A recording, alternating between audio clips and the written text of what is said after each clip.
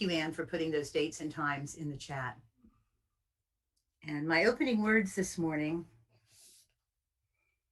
are written by Alicia S. Carpenter as part of the hymn, Just as Long as I Have Breath. Just as long as I have breath, I must answer yes to life. Though with pain I made my way, still with hope I meet each day. If they ask what I did well, tell them I said yes to life. Just as long as vision lasts, I must answer yes to truth. In my dream and in my dark, always that elusive spark. If they ask what I did well, tell them I said yes to truth. Just as long as my heart beats, I must answer yes to love. Disappointment pierced me through, still I kept on loving you. If they ask what I did best, tell them I said yes to love.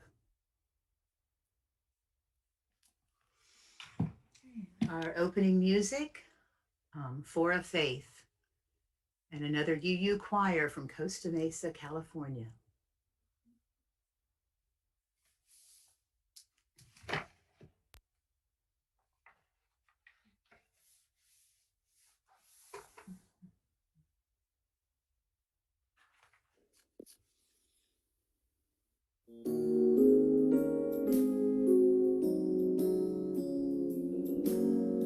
For a faith that invites us to be who we are, and to bring what we have to the table.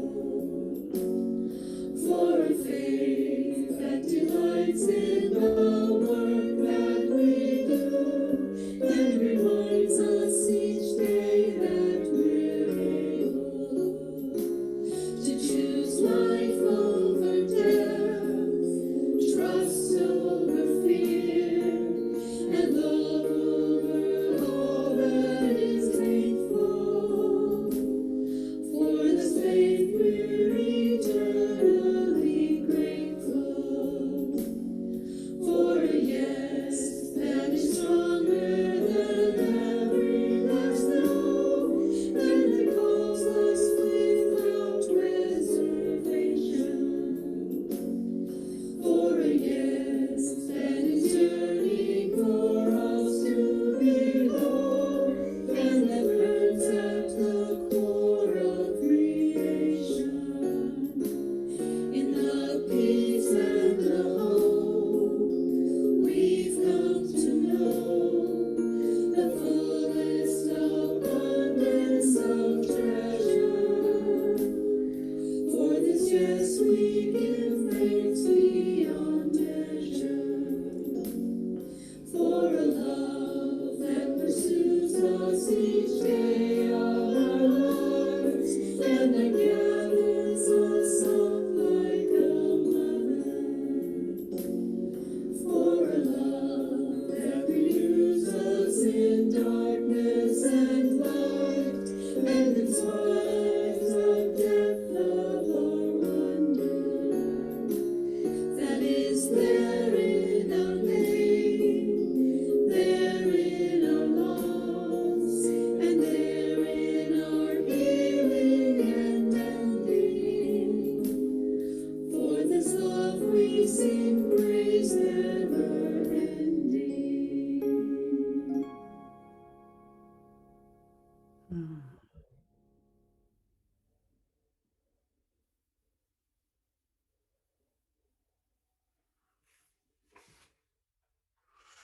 I really enjoy adding in other UU choirs to our service. I mean, it's great to be in person and be live, but there's so much richness out there. Excuse me.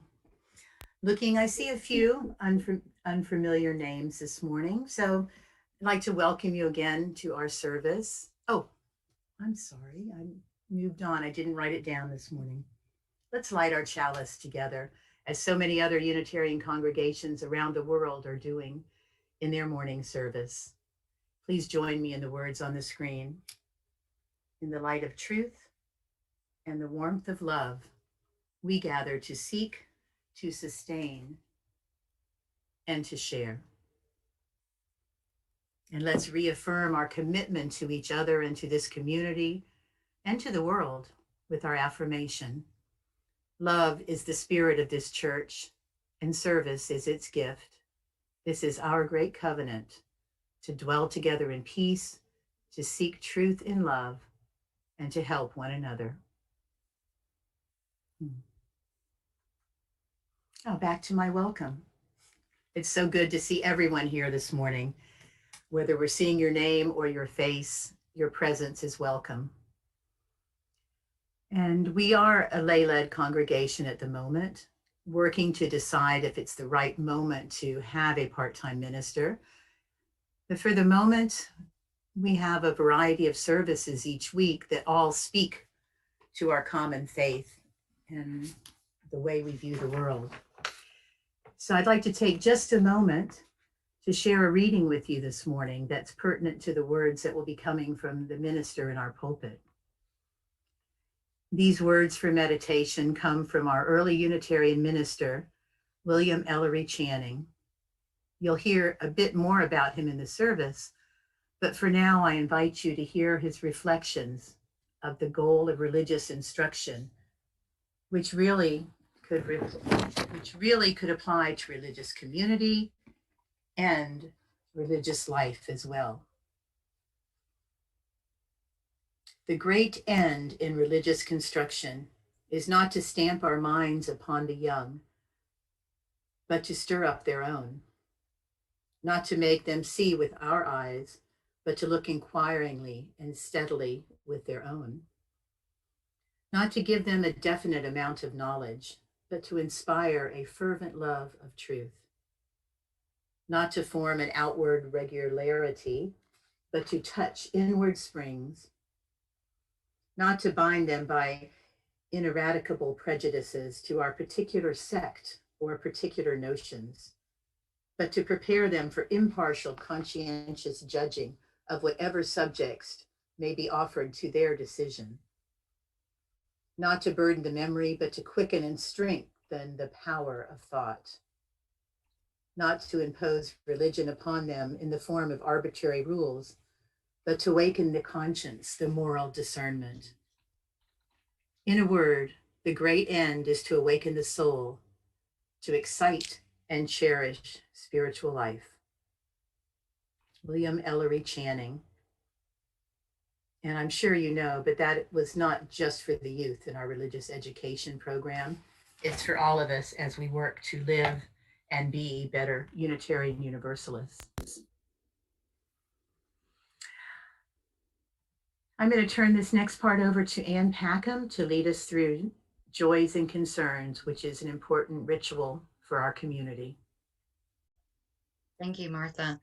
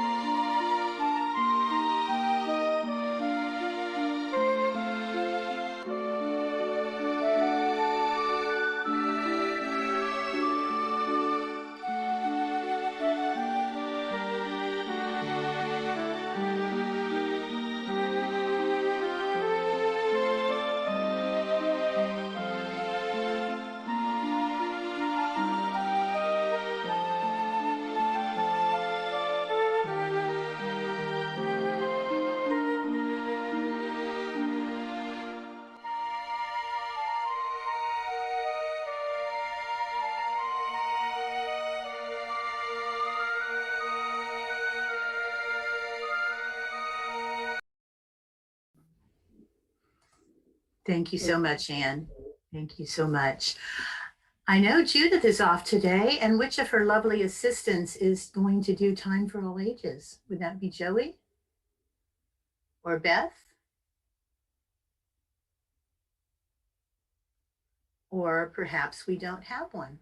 Yes, Martha. Yes. Oh, I'm sorry. I didn't see you.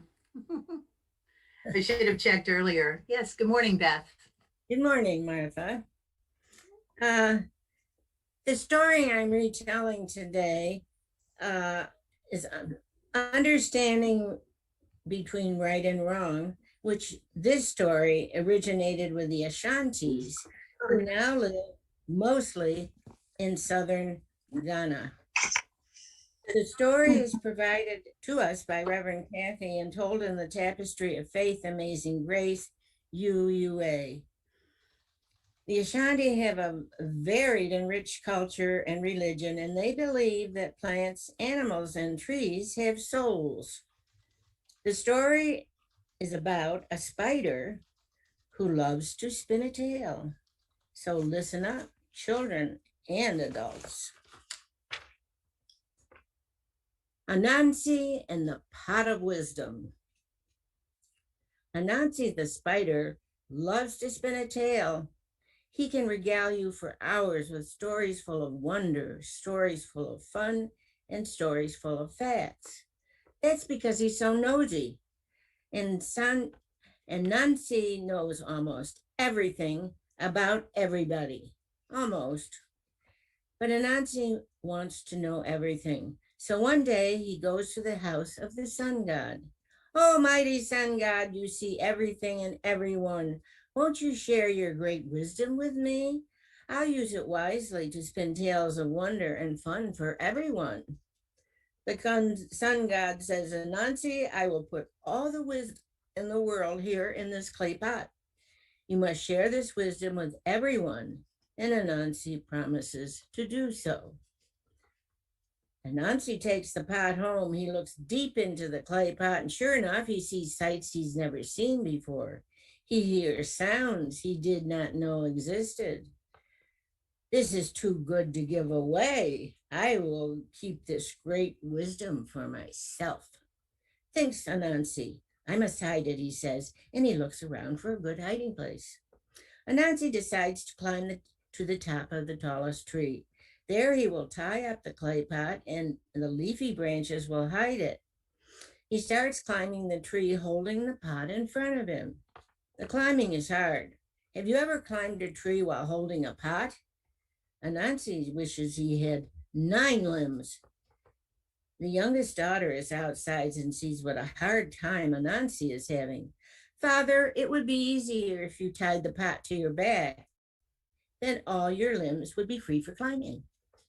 Do you think Anansi is happy to get good advice from his daughter? Think again. She is right. That would be easier. Why is it some young pup thinks of this when I who possess all the wisdom in the world, did not? Anansi gets so angry that he throws the pot to the ground. All the wisdom of the world comes flowing out of the pot. Some falls here, some falls there. No one gets all the wisdom, but everyone gets some wisdom. This is why, even today, wisdom is everywhere. If you listen to the stories from storytellers all over the world, and all around the world, you will hear it. Thank you.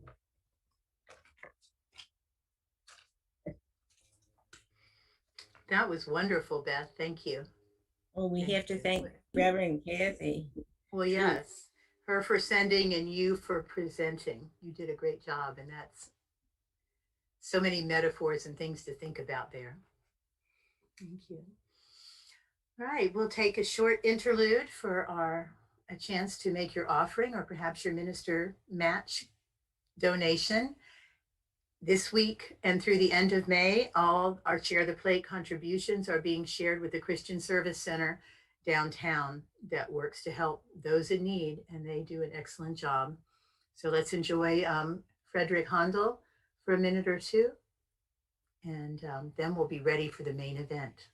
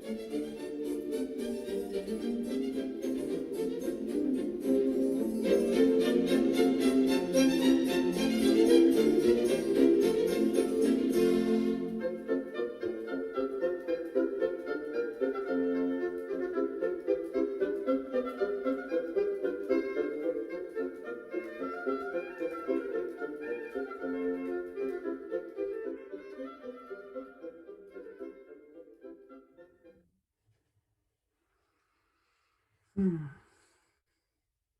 Thank you all for your generous support. And thank you to the Spirit Seekers group, which is where that music first came from when they did the service on the Tao, the Wisdom of the Tao, back in December. And we just love it. So we just keep using it. It makes a very nice interlude. So I'd like to introduce Reverend Kathy to you. Usually we just say, you all know her. She's a welcome guest in our pulpit. Today, I'm going to tell you just a little bit of her history. She, in a kindred spirit with Cami, has a degree in engineering from Cornell University and also studied computer science there and worked as a software engineer for quite a while before finding a calling to the ministry. Studied at Andover Newton Theological School, and she has been a minister at All Souls Church in Massachusetts, Pathways Church in Euless, Texas, and most recently, the pastor at First Unitarian Church in Orlando for over 8 years. I got confused because I saw the Unitarian Universalist congregation in Miami, but that was an interim minister. So she comes to us with a wealth of knowledge and wisdom, and she is a good friend of this congregation and someone I call on often. So Reverend Kathy, it's all you. Great. It's wonderful to be with you all today, and I look forward to hopefully seeing people in person soon. We're been up in Atlanta this year helping out with grandchildren whose school was disrupted, but we'll be back in Orlando very soon and hopefully come for a visit. So I have a favorite comic strip in the series Calvin and Hobbes. Calvin is a little boy who shares his adventures with a tiger named Hobbes. In this particular strip, Calvin is covered in dirt and digging a deep hole. The tiger, Hobbes, asks, "Why are you digging a hole?" Calvin explains, "I'm looking for buried treasure." "What have you found?" the tiger wants to know. Calvin replies with a list: a few dirty rocks, a weird root, and some disgusting grubs. "On your first try?" exclaims Hobbes. "There's treasure everywhere," affirms a satisfied Calvin. There are some people who have a knack for finding treasure everywhere. This is not because these people have a different kind of luck than the rest of us. It's not because life scatters treasure about on their path while the rest of us are only treated to challenges. People who find treasure everywhere don't have a different kind of luck. They have a different kind of vision. They have the imagination to see the potential in things that others miss, even in challenge and change. Life is full of challenge and change. They are an inevitable part of living. The many sources of wisdom that Unitarian Universalists draw on affirms this. Our liberal tradition is in part defined by an openness to process and change and progress. Still, there is a part of human nature that resists change and tries to keep things as they are. There's a part of us that wants things to be just the way we think they should be. Today, I'd like to look at the theological and philosophical support that our tradition offers for greeting life's challenges and change with joy, and for finding some of that treasure that is everywhere along the journey. This underpinning can help us to be grounded when life seems frightening or uncertain. It can keep us from using our precious energy fighting life's variability. It can help us to keep our hearts and minds open, to fuel our imagination so that we might become willing and intentional co-creators of our unfolding future. I'd like to begin by reviewing what it means when we say that Unitarian Universalism is a liberal religion. Liberal is a tricky word because it means something different in different contexts. So let me share what it means in the religious context, at least according to my UU Theologies professor from seminary, the Reverend Paul Razor. Liberal religion has 4 characteristics. I'll describe each of them and see which ones speak most to you. You might find it interesting later to talk to some other folks and see which ones spoke to them. So, 4 characteristics. First, liberal religion adapts to culture. It believes that religious truth must be seen within a context and thus must be reinterpreted for each generation. This does not mean that the truth changes, but rather our understanding of its implications are more fully developed.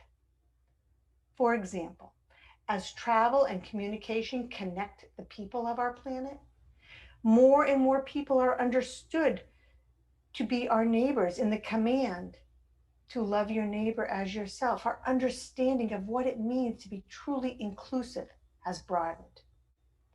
So, liberal religion adapts. A second feature of liberal religion is continuity. This is most easily seen in the area of the relationship between the human and the divine. In many Orthodox or conservative religions, the divine tends to be something out there, fully spiritual, fully other. Humans are on a separate material plane. It's very clear cut. In liberal religion, the line between the human and the divine is much more gray. The divine, if it exists at all, may be seen manifest in much of the material world. It may be seen as residing in the human heart. It may be that the divine only takes action through human action. Rather than seeing a chasm between the human and the divine, liberal religion sees a continuity. A third feature of liberal religion is autonomy. This manifests itself as questions of authority. It's an elevation of the individual and of democratic institutions. In contrast with some more conservative or orthodox traditions, liberal religion believes in the ability of each person to manage their spiritual quest, to have, if you will, a direct relationship with the divine, unmediated by clergy or religious hierarchy. It trusts communities to be responsible for their own affairs. Liberal religion trusts the autonomy of the individual and of democratic institutions. A final characteristic of liberal religion is process. There is a willingness to incorporate new truths, such as the knowledge that we gain through scientific inquiry. Many Orthodox or conservative religions tend to see revelation as closed, believing we already have all the religious truth there will ever be. Liberal religion sees revelation as ongoing. There is always more to know. Our religious understanding is an ever unfolding process. So, 4 characteristics of liberal religion: the ability to adapt, a sense of continuity, respect for autonomy, and understanding life's unfolding processes. In adapting to culture, we recognize that culture changes and we must change with it. In recognizing process, we realize that our understanding and wisdom is ever changing. The acknowledgement of change is a fundamental part of who we are as a religious movement. Even so, change can be challenging. I came across a little imagination exercise a few years back. It comes from Robert Jensen, at the time a professor at the University of Texas at Austin. In the article, he's writing about the resistance people have to making the changes necessary to address the many challenges and crises looming over humankind. But in this short thought exercise, it really works for all kinds of change. He writes, imagine that you are riding comfortably on a sleek train. You look out the window and see that not too far ahead the tracks end abruptly, and that the train will derail if it continues moving ahead. You suggest that the train stop immediately and that the passengers go forward on foot. This will require a major shift in everyone's way of travel, of course, but it appears to you to be the only realistic option. To continue barreling forward is to court catastrophic consequences. When you propose this course of action, others who have grown comfortable riding on the train say, well, we like the train. Arguing that we should get off of it is not realistic. End quote. How many times have some of us ever felt that we could see a situation looming, but we were unable to rally others to make the changes needed? Perhaps we have seen it more often in this last year as we have faced the challenges necessary to manage the pandemic or other challenges.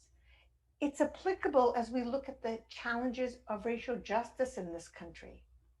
Do we have the courage to imagine new ways of being that can carry us, all of us, into a better future? At an individual level, I always find it interesting to note how easy it is to see when our friends' trains are about to go off the track. We can't imagine why they won't make the changes needed in their lives that are so very obvious to the rest of us. Why don't they just get out of that terrible relationship, take better care of their health, get a new job, move to a more appropriate living situation? The list goes on. It's so easy to see the changes our friends should make. When they don't, we're left shaking our heads. Of course, humility might cause us to at least wonder, if not fully acknowledge, the times that we have stayed on trains headed for destruction while it was our friends who were shaking their heads. Physicist Stephen Hawking has this to say about change. Intelligence is the ability to adapt to change. We like to think that we are intelligent, but human resistance to change might just lead us to believe that our intellect is not all that is involved. Each of us is changing every day, sometimes in ways that we are aware of, sometimes beneath the radar. Sometimes we choose the change, sometimes the change chooses us, but always there's change. This is true of our human institutions. The same is true of our world. And since change is inevitable, the choice we have is not to change or not to change. The choice is how we will be changed. Will we go kicking and screaming? Or will we embrace the change and allow ourselves to be transformed? Our liberal religion encourages us to look to many sources for the lessons on change and transformation, right? In our story earlier, we learned that the wisdom is scattered everywhere for us to find. One of the obvious places we look is to the natural world and the lessons that it teaches us. Seed to sprout, to leaf, to flower, and then to seed again. The natural world teaches us about change. We see the same unfolding in what science has taught us about the origins of our universe. It reminds us that the whole universe, all we know and beyond, is in a state of constant change. From that moment, currently estimated to be about 14 billion years ago, when the event known to us as the Big Bang began, we have been moving through time and space. The whole of the cosmos is in constant evolution. and our religious traditions have echoed this knowledge. At one level, every generation seems to think it's the pinnacle of creation, the completion of evolution, that somehow we have come to a point where we know it all. And yet, at another level, we know the unfolding continues. A story from the Sufi tradition. A woman comes to the mullah, the spiritual teacher. Mullah, mullah, she explains, my son has written from the abode of learning to say that he has completely finished his studies. The mullah replies, console yourself, madam, with the thought that God will no doubt send him more. Something for our new graduates there. Congratulations, there's more. Always there are new lessons. In Buddhist tradition, one of the primary teachings is that of impermanence. Nothing is permanent. The teaching tells us that a deep source of suffering is our tendency to become attached to things the way they are, to believe that things will never change, should never change. We sometimes cling to this delusion in the face of astounding evidence to the contrary. Even the Christian tradition out of both Unitarianism and Universalism grew tells us that life is about transformation. In his letter to the young church in Rome, the early Christian evangelist Paul writes, do not be conformed to this world, but be transformed by the renewing of your minds, so that you may discern what is the will of God and what is good and acceptable and perfect. So over the centuries, our religious traditions have experienced transformation. As mentioned earlier, liberal religions in particular find new expression across time and space. It is a feature of liberal religions such as Unitarian Universalism to adapt to culture, to adapt. This does not mean that we accept culture without question. I mean, surely those of us who are religiously liberal find much to critique about the injustices and excesses of the world in which we live. Those of us who are religiously liberal adapt to culture by asking, how do our deepest values speak to the issues of our day? We know that the answers that worked 1,000 years ago, or 100 years ago, or even 25 years ago, do not necessarily address the questions of today. Simple story from my own experience. About 20 years ago, I served as a treasurer for the Unitarian Sunday School Society. It was a great position because my main function was to write out big checks in response to grant requests for people developing curriculum for our congregations. The Unitarian Sunday School Society was founded in 1827 by William Ellery Channing and others.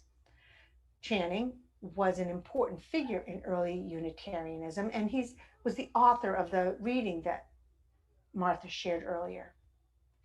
It was Channing who proudly claimed the title Unitarian as the name for the newly emerging movement.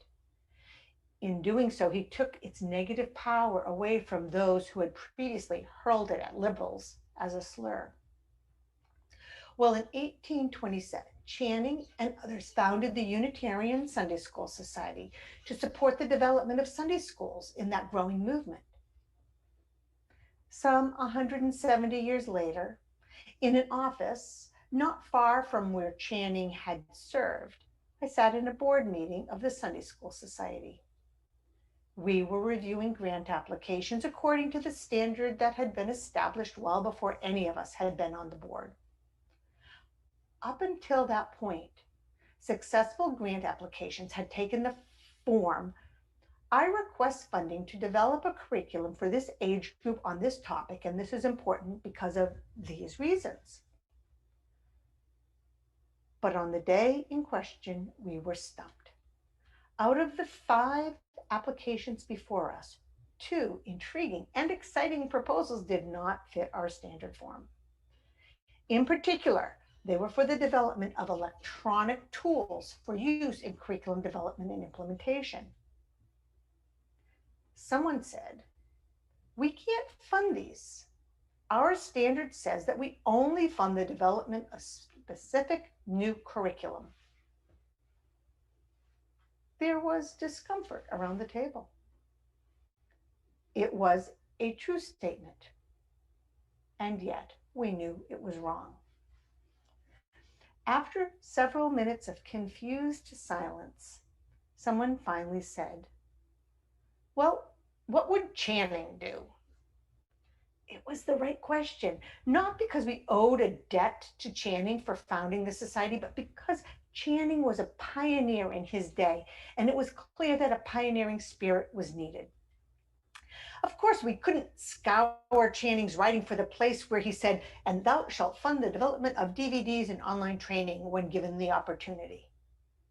We could, however, invoke his bold spirit that would clearly have said, "Be on the lookout always for new and exciting ways to share this faith and communicate its important message."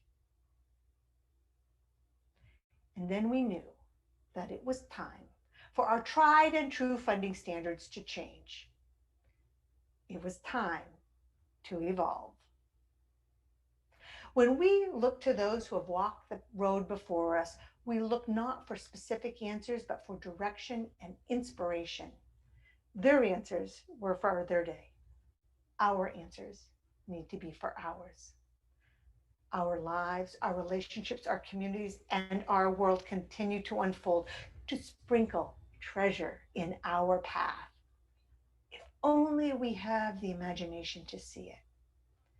We are called to respond to life's challenges and changes with openness and courage, with integrity and love, so that we can find and use all the opportunities that come our way. May this beloved community and the relationship it builds continue to be a source of strength and love, and importantly, hope, as you move into the unfolding future before you. May it be so. Amen, and blessed be.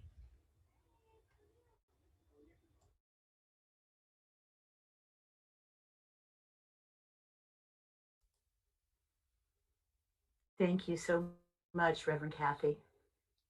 Let's sit with that a bit and save any questions or comments till after we close the service. Those were some very good, important thoughts. So let's extinguish our chalice. We extinguish this flame, but not the light of truth, the warmth of community, or the fire of commitment. These we carry in our hearts until we are together again. And a favorite Unitarian hymn of mine, and hopefully yours, Spirit of Life, for closing music.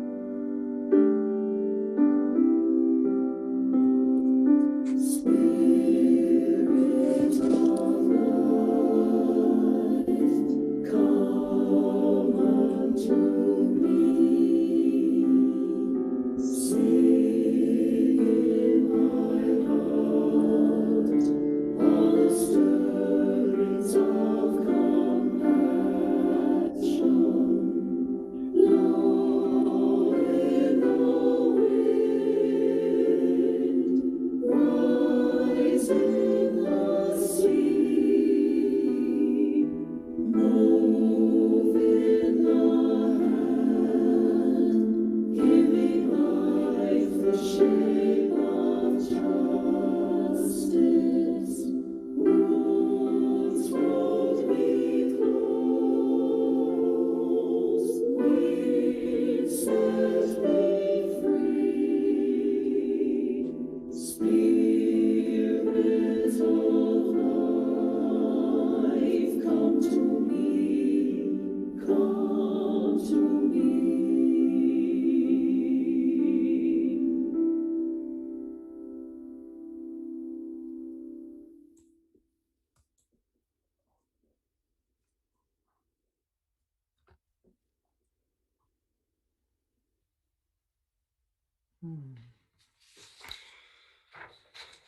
For closing words today, I'm going to read from James Luther Adams, another one of our Unitarian ministers and a wealth of wisdom and inspiration. I first heard of the 5 smooth stones of liberalism at a leadership camp for Unitarians back in 2010 that I attended with Joey Cole. And I've saved this in my head for a long time. And the only one I could remember was the very first one, which I love. But let me read these to you to close our service. The 5 smooth stones of liberalism. Possibilities. Revelation is open and continuous. Love. Relationships are consensual and never coerced. Courage. For the establishment of a just and loving community. Responsibility. We deny the immaculate conception of virtue. Good things are brought about by hard work done by human hands. And my favorite now, joy. Resources are available, both human and divine, that can help to bring about the changes we seek. These resources are a cause for ultimate optimism. So let it be so, and let us continue to enjoy each other's company. We'll unmute for discussion, conversation. I hope to see some of you at 4 o'clock. I forgot to mention earlier, we have somebody that wanted to Recording attend. stopped. Thank you. But we don't have childcare available today. So I am going to try and connect through Zoom using the same log-on for this service at around 4 o'clock. I'm not sure how it's going to work. Reverend Tracy and I will figure that out together. I'm not asking anybody on our tech team to participate. We'll see how it goes. So at least we can set the computer near Reverend Tracy, and hopefully that'll be worthwhile. And if it doesn't work well, we will have other options coming up, and that we will make sure we have childcare at, because since my daughter's 27, that's always not the first thing I think of, and it should be, because making things accessible for everyone is important. So you can try at 4 o'clock to log on and see how it goes. And